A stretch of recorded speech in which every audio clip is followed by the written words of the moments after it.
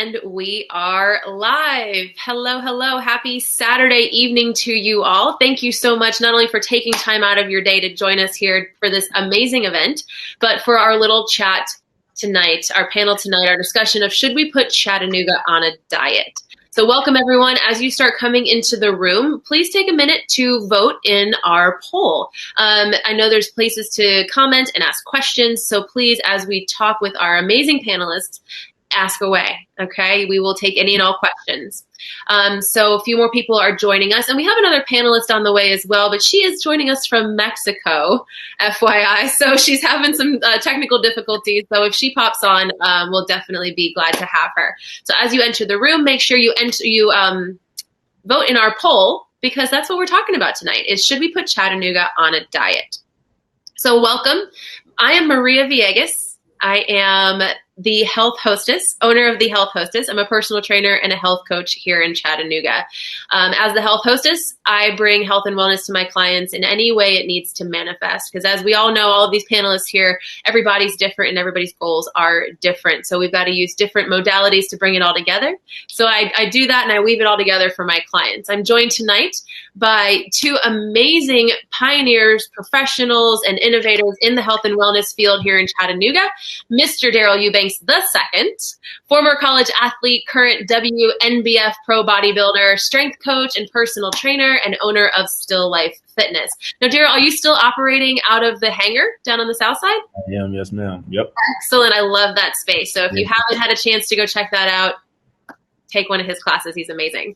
And then Miss Megan Million, like the money, personal trainer, health coach, former elementary school educator, Orange Theory fitness coach, currently an owner of Health Made Fresh.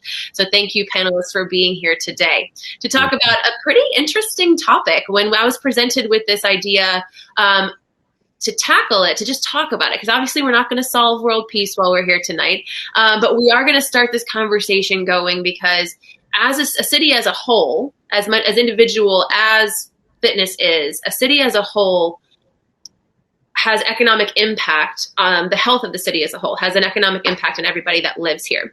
So tonight we are going to be addressing and drawing on some information from years past, some studies that were done, and some things that were implemented in Oklahoma City that we could implement here in Chattanooga. So a thing that surprised me, and it may have surprised you too, panelists, that 3 or 4 years ago now, I guess, however long 2017 was, Chattanooga was actually 6th on the list of fattest towns in America.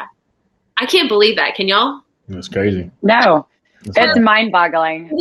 For as much of an outdoor city as we are, and how like pedestrian friendly, we're all dogs and parks and all this stuff, we're still on that list. So something isn't adding up. Something's not lining up.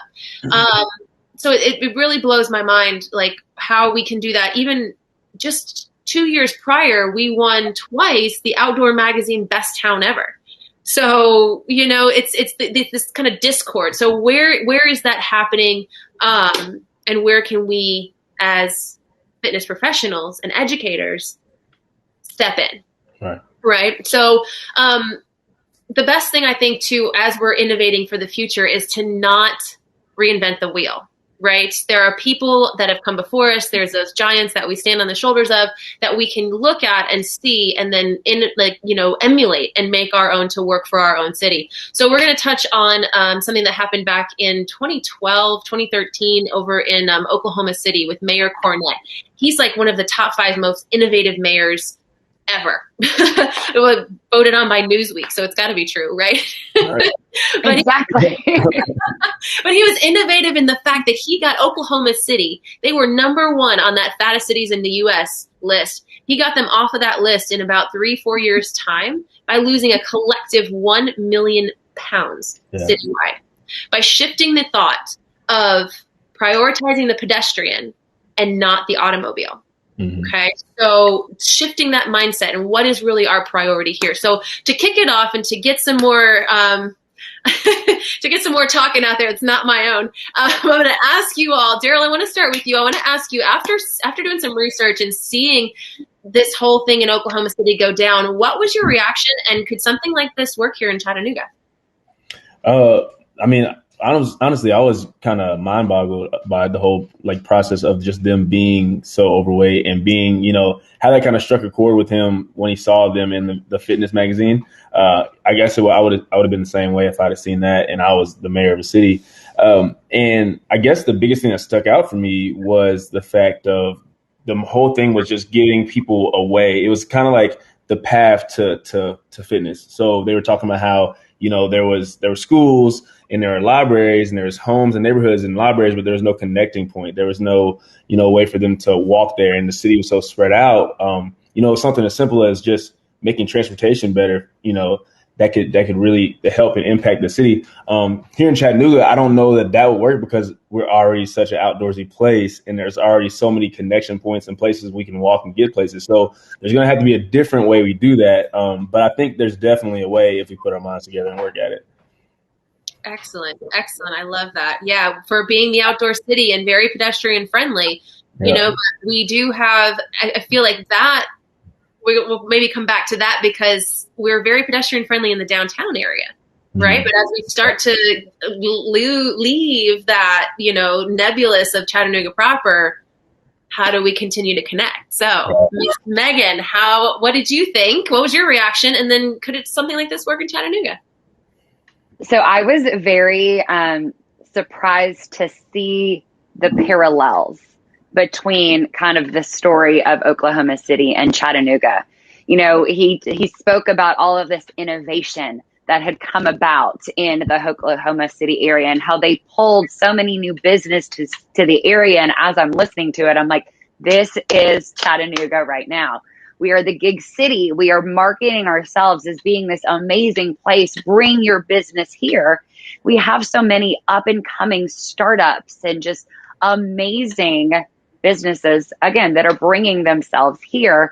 But with the current state of affairs, with COVID and, so many people being stuck at home and in such a sedentary way, I'm like, yes, this is us 110%. So could it work somewhere like this? Yes and no. Like you both brought up, the downtown area, is completely being revamped to be this pedestrian friendly, interconnected area. But you go just across the river into the Hickson area. You drive just a little further down Lee Highway and you get into the area where Tyner is, or even just down the street with Orchard Knob. We have so many communities that are islands in and of themselves that are still part of Chattanooga proper. So it's bringing that same interconnectedness from downtown into those areas that I think is really our only chance of making something like that work in our town. Sure. And what I'm hearing you say is like the connectivity is there. We even have like the bike share program. We do have the buses and different things like that. But what is the disconnect still? Like we have all of this public transportation, we have all of this, but what is, yes, of course, we're in COVID times, but like what keeps people from using those things and getting them to where these things are available to them? Or is it that the things that need to be available to them aren't where they need to be? Right. So let's delve a little bit deeper into some of these questions. And Daryl, this one I want to present to you first. What are some of the biggest mistakes that people make when trying to achieve and maintain a healthy lifestyle? Because it really starts with the individual. So what do you see in that area? I think this is just a way of life in general. I think the goal set is too broad. A lot of times we set, you hear shoot for the stars, and that's awesome. That's great. That's how we should do it. We should have big, lofty goals. That's something that we're scared to fail at because it's going to push us to keep on, driving and going for it.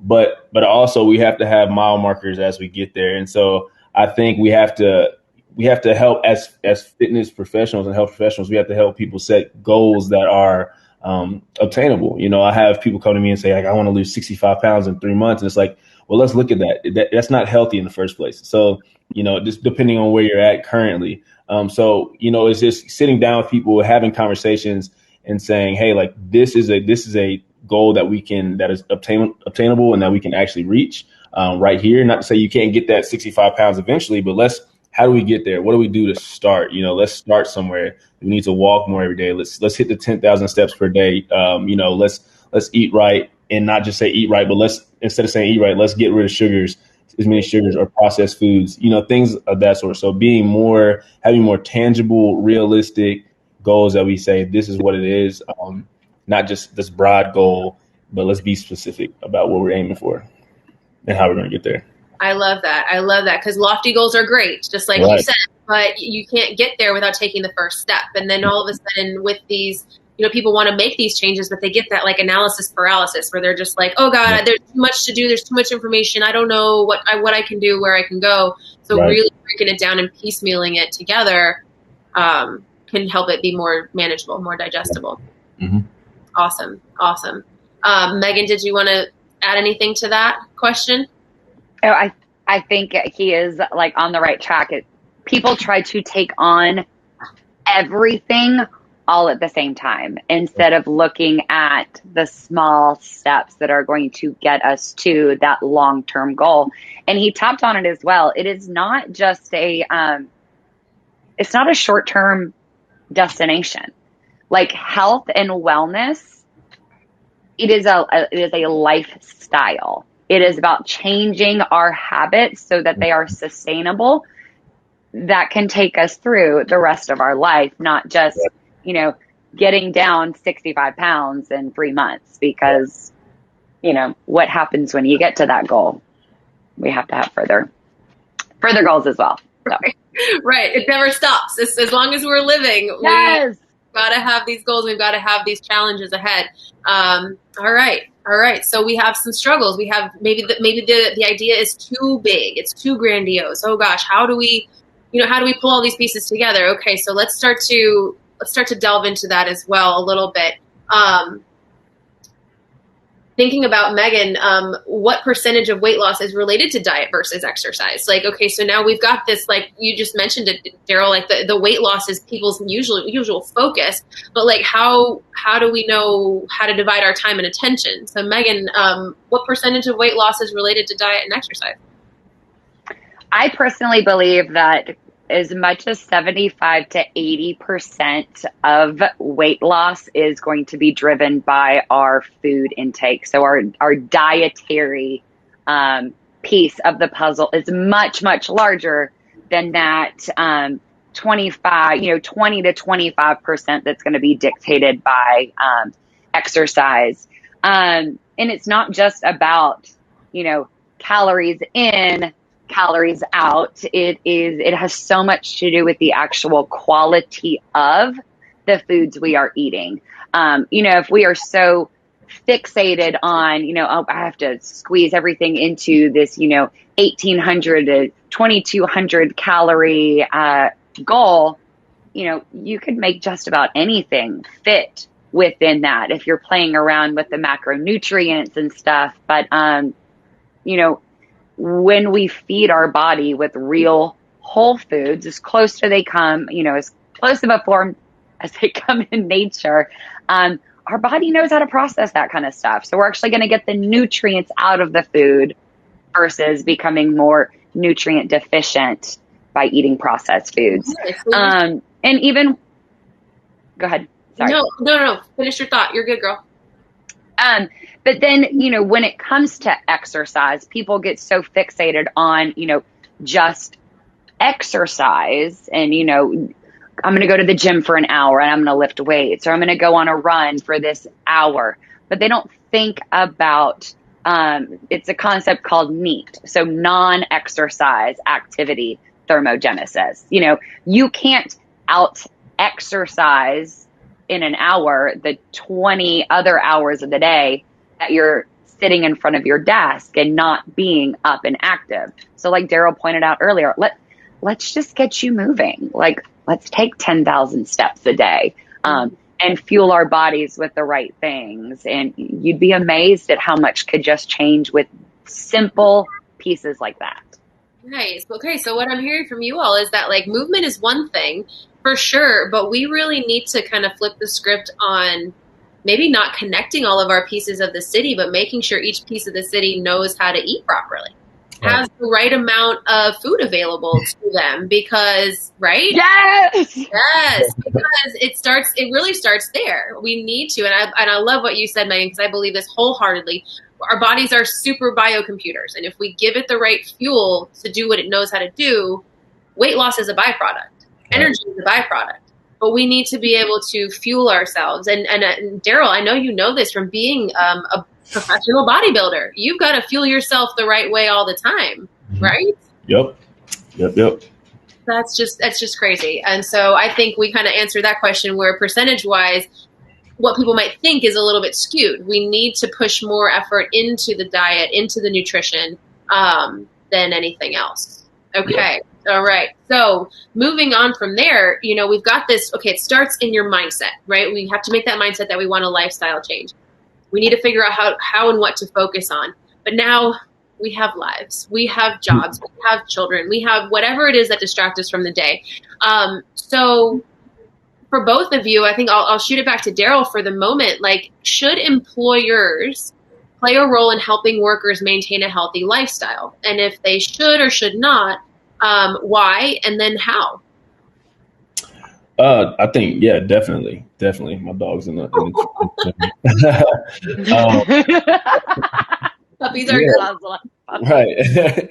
Definitely. I think they should because we spend a majority of our time at work. We're spending a lot of time, even when we're not necessarily like sitting in front of our desk or a computer. Me being a teacher, myself, as well as a trainer, a lot of my time outside of school is still focused on school stuff. And if we have the employee, our workforce, emphasizing the health and the wellness is huge because that, like you said, calories in versus calories out, that's energy in versus energy out. Like calories are energy. So the better our health is, the better our food is, the more, that is a focus, the more productive we'll be at work. The more we'll be able to get things done, the better we'll be for the business. So it's a win-win for both. If they put our health and our wellness in the forefront, it puts their health of the job and of the economy at the forefront as well.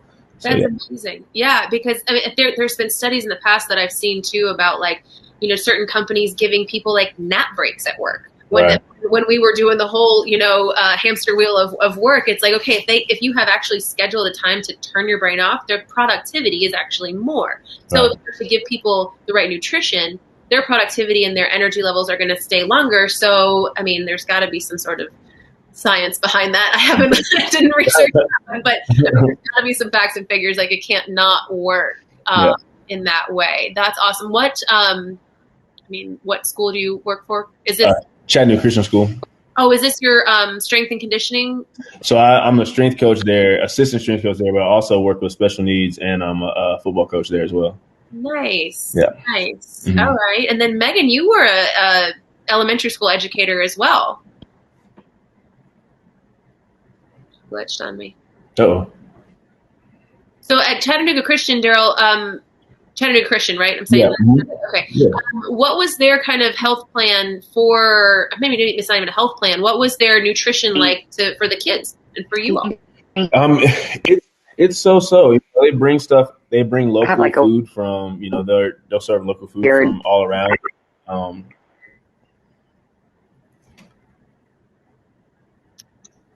Go ahead, Daryl. Oh, okay. I say they'll serve local food from all around. So, some days are better than others. Some days they'll have pizza, some days they'll have the feed. They'll bring really, really good, nutritious stuff. So it's a balance, but I think they do a good job even with the vending machines and stuff, and that's kind of, nationwide, but even with the vending machines of saying, hey, this is what this looks like. This is the stuff you should eat. They're just giving them things that will help them more so than hurt them. And even the curriculum, we have really good dietitians and nutrition specialists at the school where we're working on getting a on-campus like lunchroom, because we don't have one specifically right now. So that's all whole foods and stuff like that. So it's awesome. They're doing great things and have the weight room and everything that's open 24/7 to faculty and staff. So yeah. Get a move on and eat healthy. I love hearing that initiative is traveling into the schools. Right. And Megan, in your experience as an elementary school teacher, what was the nutrition like for your kids?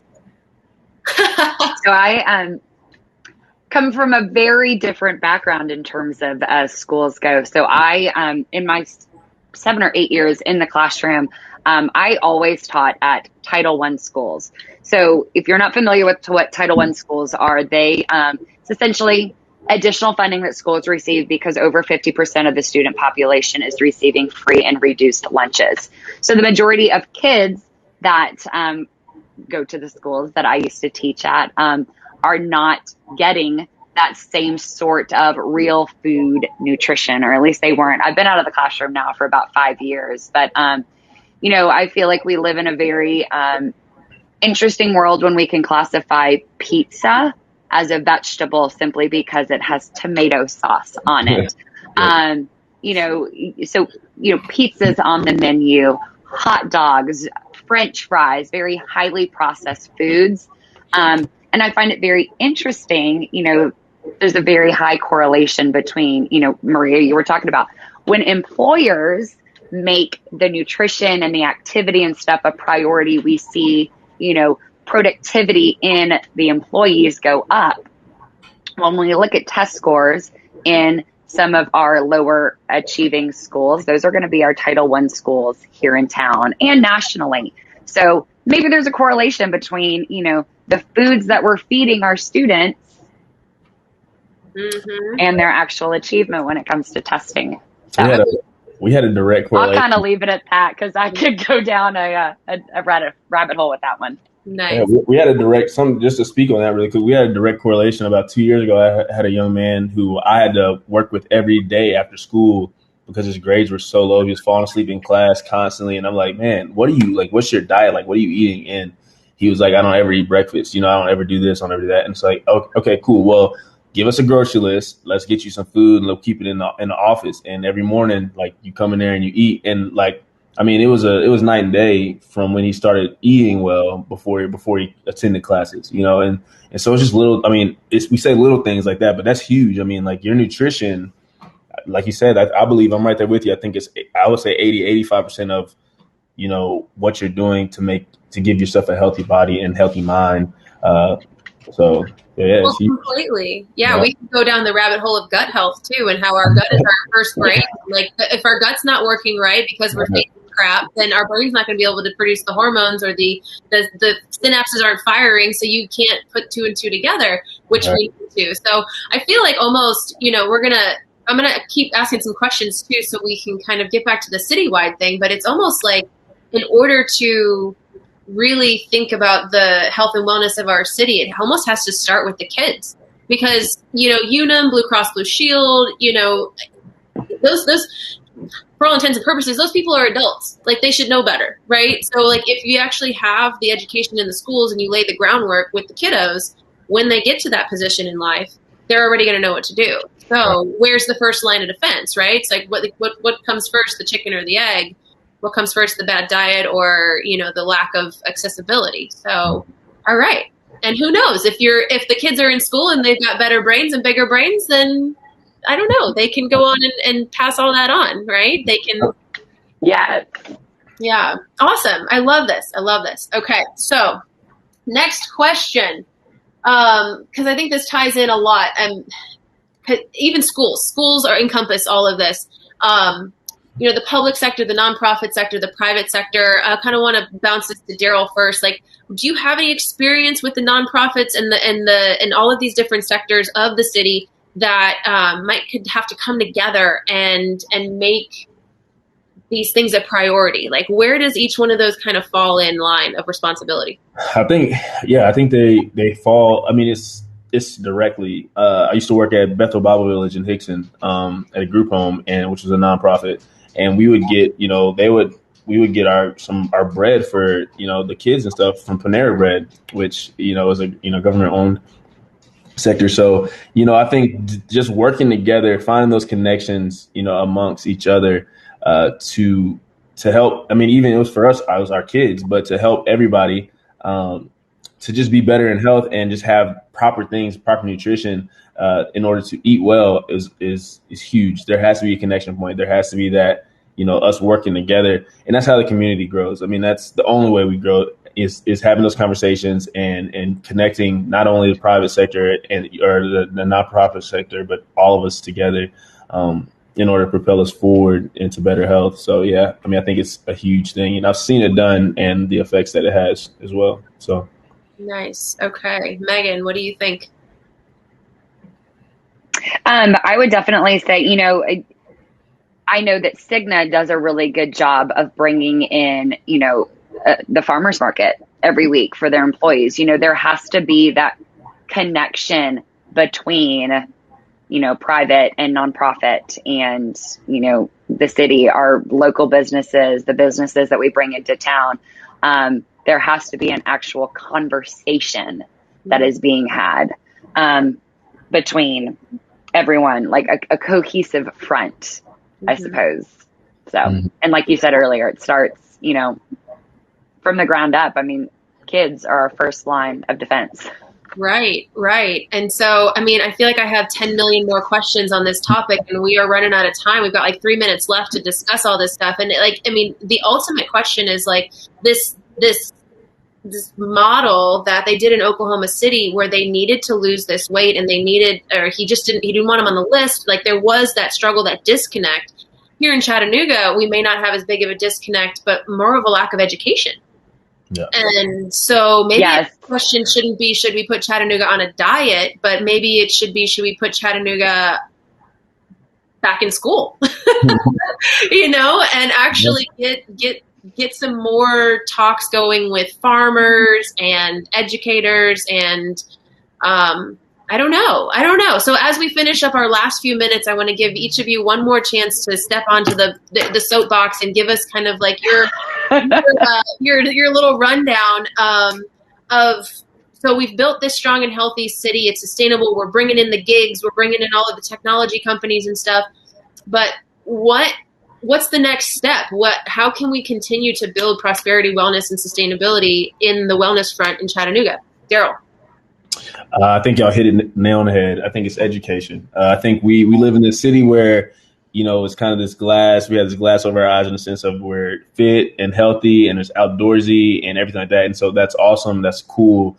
But even with that, you can't outwork a bad diet. You can't so I mean, I think the biggest thing is everybody's walking, everybody's moving, and that's awesome. But we have to educate people to say, hey, like, this is what you need to do in order to be healthy. It's a lifestyle. It's not just a week thing, like we talked about earlier. So like eating that one good thing doesn't mean, okay, now I can go do this or I can go eat this bad thing. It's got to be a change, a heart change, a mind change, understanding how the body works and how it moves. And I think that's how we succeed. Nice. And what detriment to ourselves that we're really doing, and what examples we're showing for the younger generations if we continue to let this happen.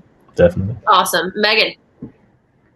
When people know better, they do better. So it is 110%. Like, people just need to know. A lot of times people don't see the connection between how they are feeling, run down, brain fog, living on coffee and driving on fumes. And they don't understand that it is what they are putting in their body that is creating that poor quality of energy. And it's also a matter of, we are such a go society that we are being based, we are judged off of our ability to produce. So we keep ourselves so busy. We don't take the time to, relish and enjoy our food. We look for the quickest, cheapest option. And, people they don't know how to cook. They don't know how to source real food here in their own community. And we have so many amazing farms here. I mean, within the city limits, we have Crabtree Farms. We have local urban farms as well. People need to be educated on what to actually do with those real whole foods. Nice. I love that. So more collaborative efforts. We need to keep this conversation going. We need to get everybody on board. And I feel like we need to have another panel discussion and get some of the farmers in here and get some of the businesses in here and figure out how this looks and how we can touch more and more people, because the accessibility is there. The transportation is there. I feel like we can make it happen, but it's just that bigger picture. Okay. So